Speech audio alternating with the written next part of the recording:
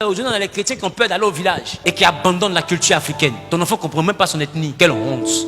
Les juifs aussi desquels tu as adopté le Dieu, tu ne comprends pas aussi hébreu. Quelle honte. Maintenant, tu es baoulé, tu ne comprends pas baoulé. Tu pries le Dieu des juifs, tu ne comprends pas hébreu. Tu n'aimes pas les français, tu parles français. Je reprends. Bon, qui es-tu?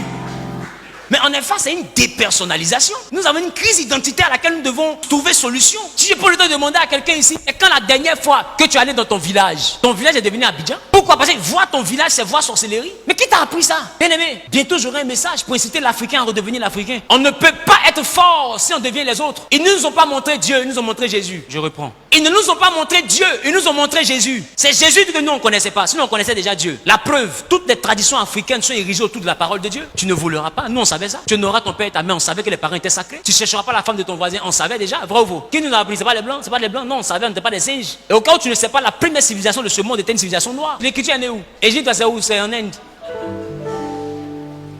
Écoute, aussi longtemps que tu ne redeviens pas qui tu étais, tu ne pourras pas retrouver ta position dans le monde africain. Il faut qu'on redevienne qui on est, mais en restant avec Jésus. Jésus est la version nouvelle qu'on a apportée à la foi. C'est Jésus qui fait la différence. Parce qu'on n'avait pas Jésus. On ne connaissait pas que quelqu'un avait payé le prix. On ne savait pas que quelqu'un était mort. Mais aujourd'hui qu'on sait, d'accord, mais on ne doit pas arrêter d'être ébrié. On ne doit pas stopper d'être nordiste. Et on va dans un monde où de plus en plus, nos valeurs africaines disparaissent. Ton enfant, quand c'est vacances, tu l'envoies en France.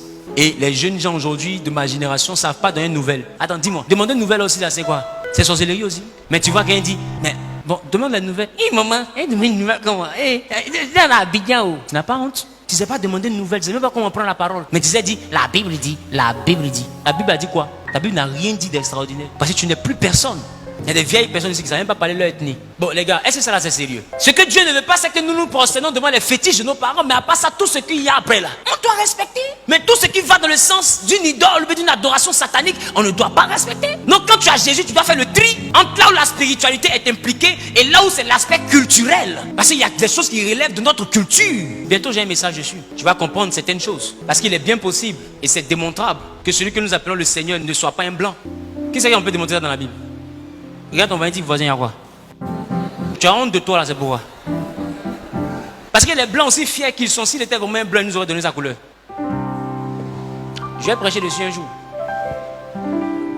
Ah oui. Je sais que ce jour-là, tu vas m'aimer. Parce que ce sera avec la Bible, tu vas comprendre pourquoi l'histoire ne donne pas les origines de la femme qui engendre. Ce n'est pas des origines.